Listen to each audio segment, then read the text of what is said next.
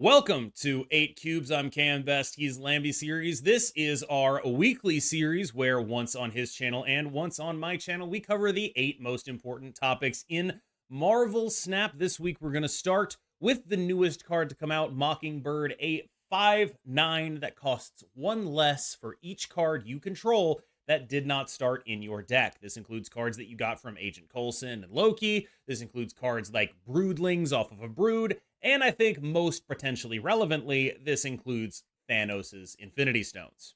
What do you think of this card, Lamby?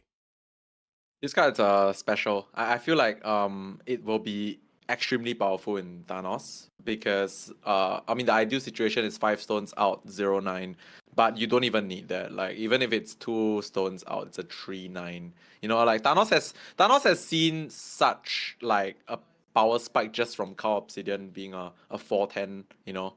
This one is like potentially 3/9 or better easily, I would say. So I think this is very easily an include in Thanos. I guess the biggest question is like what's the cut from Thanos to play this card? I think that might be the bigger question because I think everybody's gonna try it. It's just what's the cut. I also want to think about what other decks we can play it in. Loki was something people suggested initially, but then I realized that you don't actually get to play that many randomly generated cards in a game. If like you play Loki, you might even swap out the Mockingbird with the Loki, so you don't get to play that. And if you play Loki on turn 4, you literally have like 1 turn, I think, to draw all the to play all the cards and then top deck the Mockingbird or something. So it's probably not gonna be that good in Loki. What do you think? What else other decks can we see Mockingbird being played in? Are you ready for me to be delusional? You're gonna say Zoo? I'm gonna say You Zoo. said I'm Zoo. Oh absolutely my gonna god. say Zoo. Look, Why? okay, How? how Squirrel Girl and Shauna free Mockingbird. That's Oh, how. that's oh. Like that's how we Actually, can do that. That's a thing. oh yeah, that's oh Like yeah. I Actually, that's not that tough. it's not that bad, right? Like you have like Mockingbird in there, you have like a Zabu shell with the Mockingbird, so you get like a Cull Obsidian, you get the ability to go tall, you have your typical Zoo thing, you have a Shang-Chi in there because you get to the Zabu shell, right? You get free Mockingbirds, a ton of points. I don't know if it'll actually be good, but I am compelled by the ability to try. You know? It's something that actually rewards you for playing a card that is typically not rewarding, because typically you want to have the ability to have these board spaces conserved. You should be able to be rewarded for filling up your board early. And I think that Mockingbird is a card that does reward you for doing that very well. I'm excited to see what she can do. And I think in Thanos, one of the things that does get overlooked is you get no Scar synergy. So the Thanos deck she goes in is like the Professor No X, Scar version, Goliath, yes. no Scar. That's the kind of Thanos deck that she goes in, which I think is my Yeah. biggest worry for her because boy, do people hate playing against that. Like that's the one Yep. everybody hates. Like this is ooh, that's going to be a little bit tough. That said, like, I do think she ends up in there. I think, like, very easy to take, the list that won the Snap Fan World Championships and be like, okay, I'm going to cut Mobius and play her instead. Just like, oh, that's pretty easy. Good swap. And that probably ends up quite powerful. Yeah, I honestly agree with you here. Like, I think one of the things that is easiest for me to swap out is the Scar. Like, you gravitate away from the Scar build because this one has no Scar synergy, and it's potentially 3/9, which is like Mhm. easier to play than 4/11 Scar often enough. So I think that makes a lot of sense. Or if she's a 2/9, you pair her with Shang also, and then that's easier to do than 2/11 Scar also. So I feel like yeah, that's generally what I'll be looking towards. Also, your mention on the zoo, like this is the realest zoo pitch I think you've ever It made is. because the moment you said Squirrel Girl and Shana, that's a 0/9, right? Because it's like 3 from Shana, 2 from Squirrel Girl. It's enough, right? 12 card deck, and even if you don't get all of that, you can get like either one, and it's either a 2/9 or a 3/9. It's actually quite real. It's actually really quite real. But I don't know, man. I might try it out now because it sounds actually quite real. One of the other things I really like about the concept of zoo with Mockingbird is there's this thing that happens to really good players. I like to call it Zubris, which is What's that? they play against like a zoo deck and they're just like, I can't seriously lose to zoo, right? Like I can't Yeah. really lose to zoo. I'll stay here, and then they lose to zoo. Yes. It's definitely a thing that does happen. I'm hoping that Mockingbird can get me a little bit more of that. We referenced Thanos winning the Snap Fan World Championship, and it was a very particular build of Thanos piloted by a very particular Thanos pilot, Komiz. It was a build focused on Professor X and Eliath at the expense of Scar for wide matchup coverage and general applicability into a variety of situations. I am a Profex believer. I don't know if I'm an Eliath believer, but I think once Mockingbird comes out, she definitely pushes you even further away from the Scar, and this is sort of the shell to build off of if you are not playing the Scar, going back towards that Eliath stuff. It is actually just crazy how Thanos is only ever a Lockjaw deck or a Profex deck, right? Like, it is only ever doing this. It is only ever a turn 4 Profex or a cheat out big guys deck. We had 1 week maybe of it being like a fair kind of ramp deck, and then suddenly it's nope, we're Profexing on 4 again, we're Eliathing you. Sorry, man, get out of this game. It's time to go. And I think that is just I am sad for Thanos, and we'll probably get to this in the like patch wish list bit, but I think he had his chance to prove that it was like all Lockjaw's fault and that he could actually be a deck that exists and is fun. And I think he's had that chance. And I think at this point, I would like to see them do something else to the guy.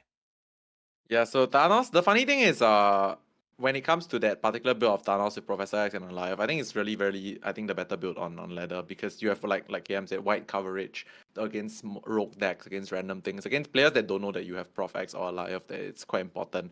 The build that wins the mirror probably is still the one that's Scar, Dino, and like just going bigger than your opponent in more places. But that's strictly for the mirror. On ladder, it's obviously not going to be always the mirror. It could be a lot of things. And Mockingbird fits better in the Thanos deck that gravitates away from Scar. So yeah, I don't really have much to add here, except we all already know that it's Thanos supremacy right now, and might be the case if, you know, the patch doesn't change too much. I've spent a lot of time recently, because of the way I do weekly tier lists on my YouTube channel, to think about decks in terms of the roles they occupy in the metagame. And right now, I think there are 2 seats empty, so to speak, or seats with multiple contenders. And those seats were previously occupied and are currently unoccupied, or at least are currently not decisively occupied. And what I'm talking about here are combo and mid-range decks, and I get that that's kind of a general categorization. So what I'm going to do is I'm going to give you a couple of decks that you tell me which one you'd rather play into an open metagame, and you then defend your choice. So for combo decks, we're going to say Phoenix Force with Nimrod, Hela with Corvus Glaive, or Living Tribunal, and you could pick either Tribunal build you want. Okay. So pick the order that I want to play. Pick whichever one you'd play. I mean, you can order them if you want, but pick your top one and tell me why. Okay, my top one is Hela. It's Hela ramp with Corvus. I'm a firm believer that like Corvus Hela is like the easiest combo deck to set up per se. Simply because if you play Corvus on turn 3 and don't discard Hela, it's like amazing. You have so much snap equity the moment that happens, right? Because like the moment you play Corvus, you don't discard Hela. You're up on 1 energy. You can float and then play Infinite on turn 5, Hela on turn 6, or the other way around to dodge Leech if it's still relevant. But the point is, your opponent has the fear of Hela for the rest of the game. The moment you play Corvus, discard 2 cards and either not have your Hela in hand at that point in time, or did not discard the Hela. They will never know. But like the point is, they know that you've discarded 2 relevant cards most of the time, and the Hela is very live. So it's like the easiest combo to set up per se, and it's the easiest to snap with as well, because your opponent will fear it. They know it's there potentially, and it's not even that hard to pull the Hela from your deck if you like don't have it already in your hand, right? Because on the final turn, there's like what, 3 cards in deck. If you haven't drawn the Hela, there's also Jubilee that you can draw. Some builds still play Lockjaw, which means you can roll for the Hela as well. Yeah, so I really think that it's the easiest one to set up and the scariest one to play against, because there's a lot of unknown factor in terms of where things spawn. The second one, which I want to talk about, which you mentioned a bit earlier in the previous video, was Nimrod Shuri. That one is also that's the one at the top of my list. We'll get to that. Yeah.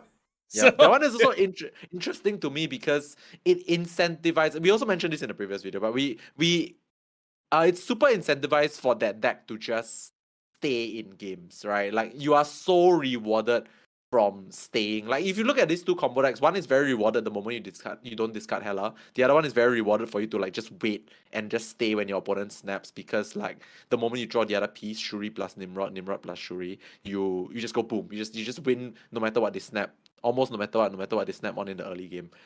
Tribunal on the other hand is a little bit more. Yes, there is less Enchantress in the game right now. Facts. There is less people playing Enchantress, but it's one of the decks that like needs to do things a bit perfectly, right? You need to magic, you need to draw your Tribunal into your Iron Man Onslaught Tribunal. I mean, the thing is with this deck as well, the points are easy to count. It's easy to count what's their max like points on each location, because you know what the combo is, and your opponent will just retreat as well. So I think it's, as much as there's less Enchantress in the game right now, it's one of the combo decks that is the most predictable and the least like you just know that you are dead, or you just know you beat it in terms of like points on each location. So I don't think that's the best choice right now. I had the same one at the bottom, but I flipped the two at the top. For me, Okay. the best deck here is the Phoenix Force Nimrod stuff. It is the scariest. It is the one I play against the most. It is the absolute terror of my life. The most obvious snapping patterns in the entire game, and they are almost always correct, to the point that I am running Shadow King in unrelated decks at this point, specifically just because I hate losing to this thing so much. Like, Phoenix Force is exactly as good as you think it is. Yes, it is beatable. No one is playing the stuff that actually beats it, and a Nimrod getting blown up twice is ridiculous. Multiple 8 power Phoenixes everywhere is ridiculous. You are able to do a lot of stuff, and almost all of it is immune to Shang-Chi.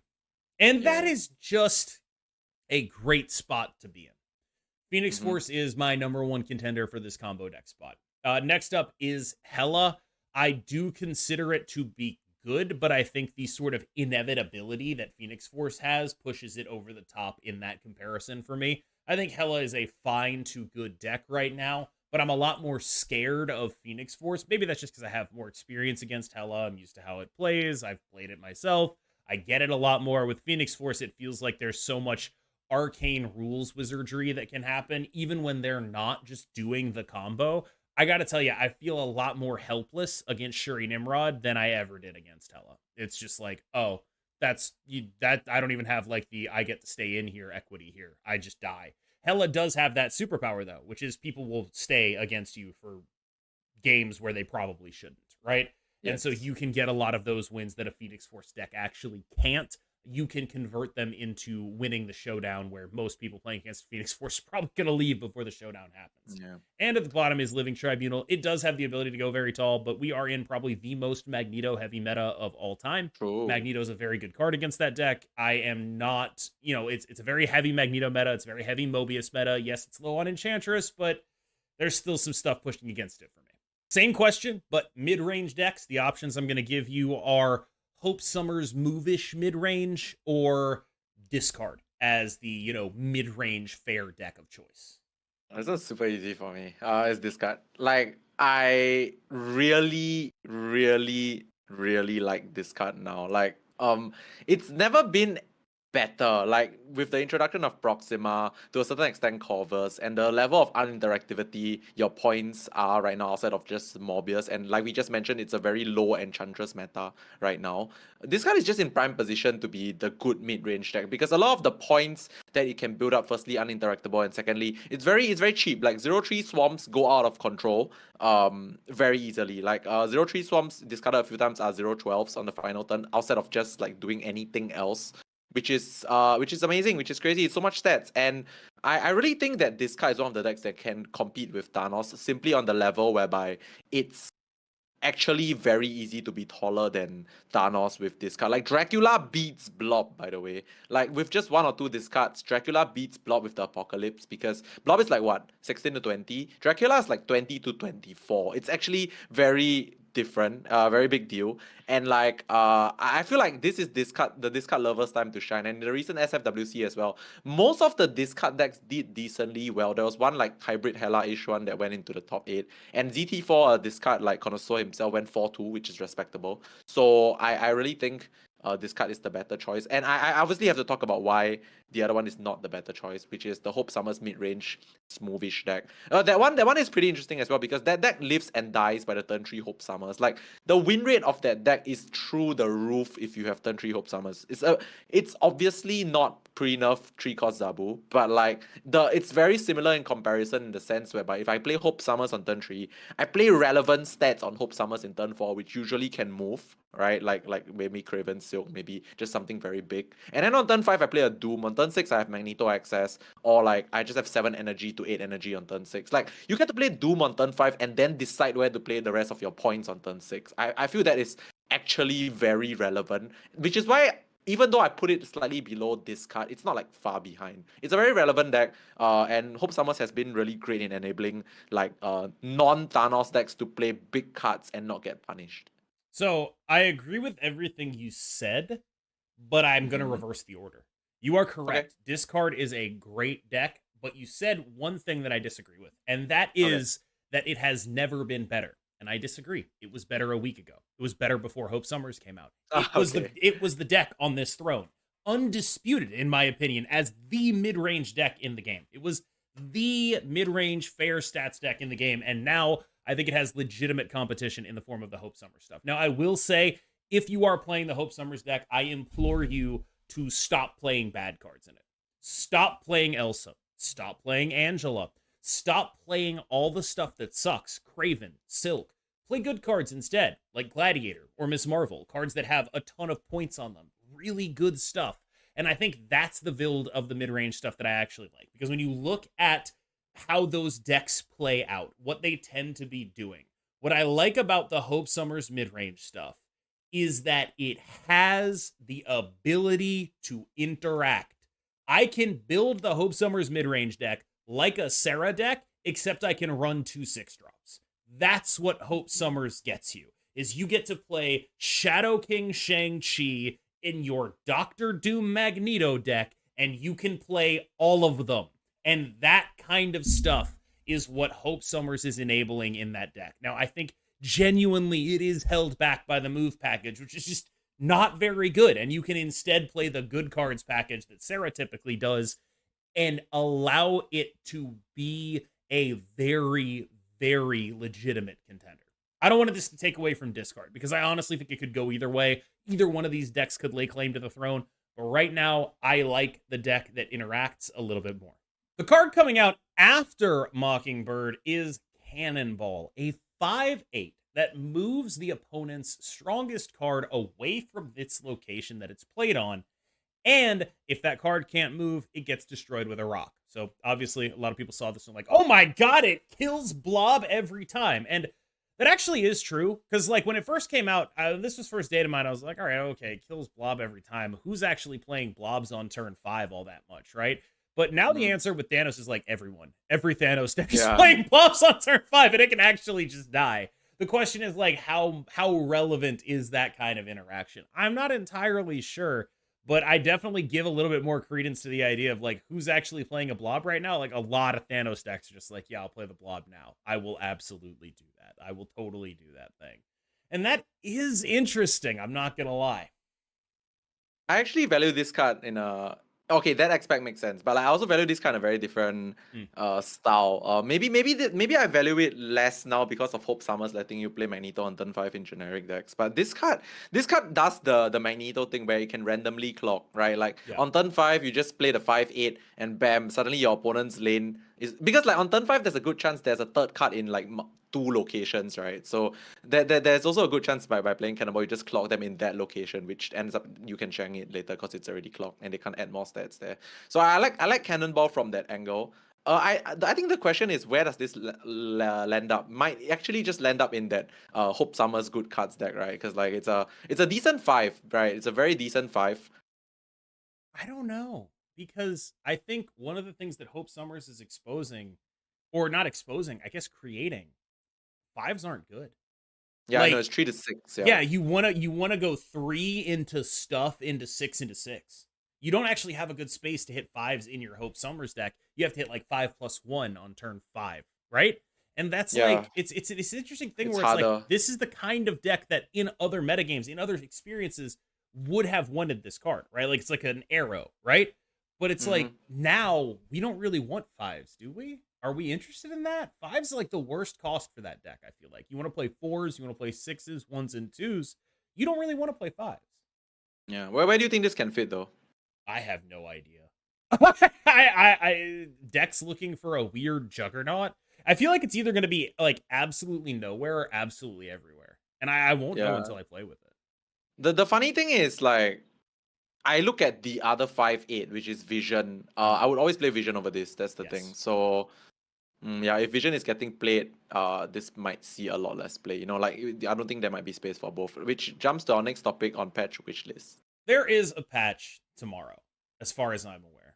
And I have some wishes that I want to just run through real quick. Let's talk about the general shape of what I want, and then we'll talk about the specifics of my wishes. So, what I want is Thanos to be a little bit weaker.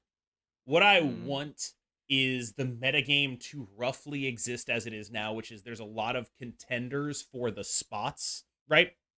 In a normal metagame, you have, like, there's the Thanos deck, which is occupying like a ramp spot or just a best deck everything spot. You have the mid-range deck, you have the combo deck. I think it's best when there are multiple contenders for those spots. So I want to keep that intact. I think the way to do that primarily is nerfing Thanos. And I think, to me, the way you want to attack Thanos is by attacking its ability to be a ramp deck. So here's my pitch. Everyone's going to get insanely mad at me. Take the draw off of the time stone. Mine is a bit similar but different at the same time. This was actually suggested to me. I forgot where. But so what they suggested to me was Time Stone's new text could be you still draw a card, but instead of gain 1 energy next turn, reduce the cost of 1 random card in your hand by 1. Oh, that would be right? good. That would be good. Right? Yeah, that would hurt it a lot. Yeah. No, that would be sick. You give it shocker text even.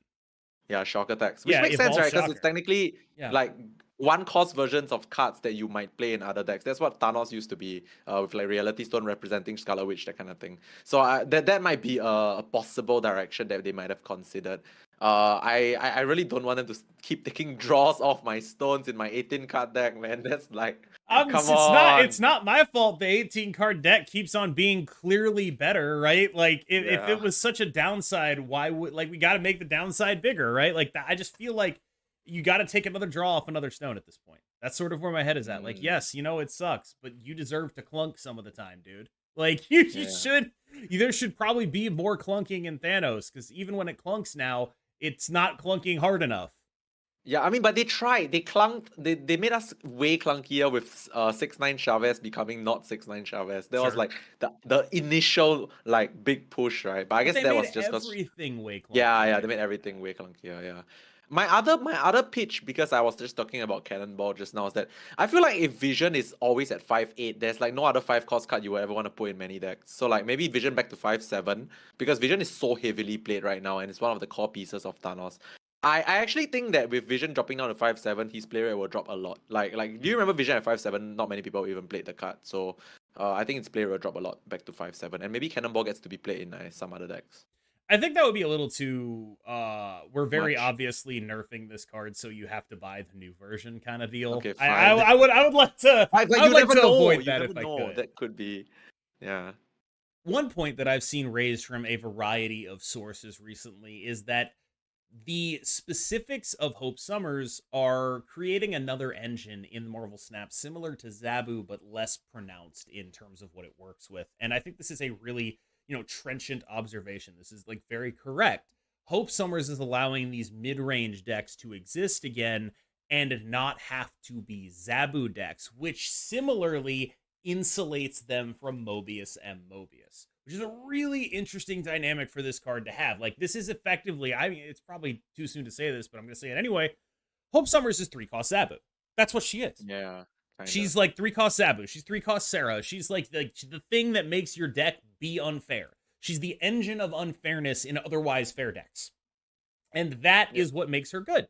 And doing things like, playing a Magneto on turn 5 to full clog their lane or whatever. Like, yeah, that's ridiculous. It's a really good thing to do. And then you get to choose between, Doctor Doom or Miss Marvel Shadow King on the next turn. It's like, that's really good. You already got a lot of power on the board. You get a ton of options out of stuff like that. It's quite powerful as a card, and I think it speaks to just how it's not necessarily Zabu's fault. It's that there wasn't anything competing with him for that role. Yeah, agreed. I'm actually very glad that Zabu's play rate has declined. Most likely just because of Miss Marvel.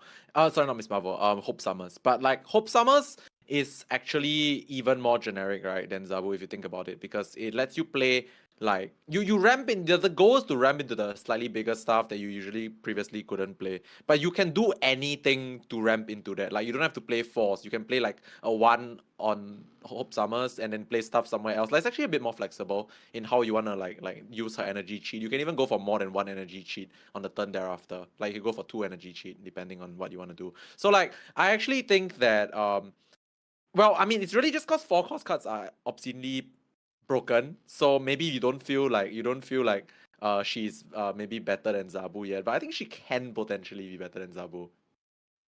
That's a crazy sentence, but I think it's probably true. Crazy sentence, but yes. Another card came out alongside Hope Summers, and it's a card that's had a lot of fanfare, but not a lot of results.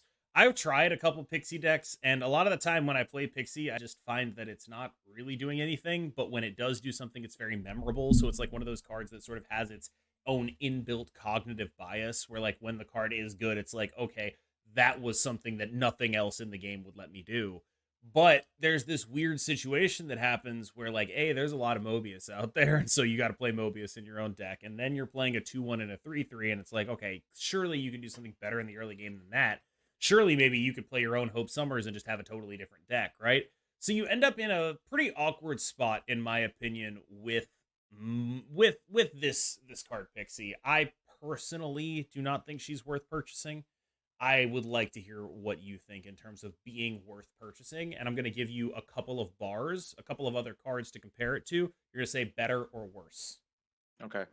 Okay. So the Grandmaster. Pixie better. Okay. Absorbing Man. Absorbing Man better. Okay. Meek. Wow. Yeah. Meek better. Yeah. Meek better because it's like oh, there's more. Okay, here we go. No. Explain. Go.